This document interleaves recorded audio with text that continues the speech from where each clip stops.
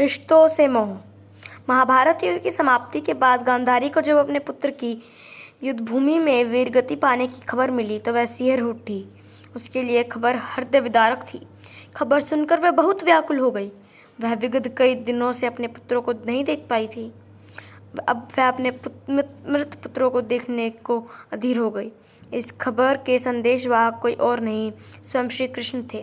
उन्होंने गांधारी को युद्धभूमि में जाने से रोकने की बहुत कोशिश की, पर वह नहीं मानी। अधीर गांधारी ने मृत पुत्रों के दर्शनार्थ अपनी आंखों की पट्टी भी खोल दी।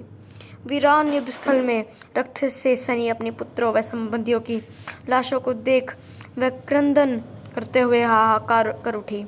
वह लाशों को देख इतनी दुखी हुई कि उसने जीवन पर्यंत वहीं रहकर प्राण देने का निर्णय कर लिया। श्री कृष्ण ने उनसे घर वापस चलने का बहुत आग्रह किया।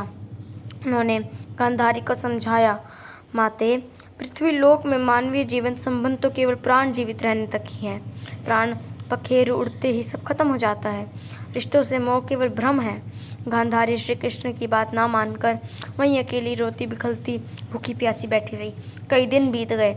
आंसू भी कब तक साथ देते। गला सूख गया, आंखें पथराने लगी, शरीर शिथिल पड़ने लगा और भूख की अग्नि भी ज्वलंत हो उठी। गांधारी निरी आंखों से इधर उधर देख रही थी।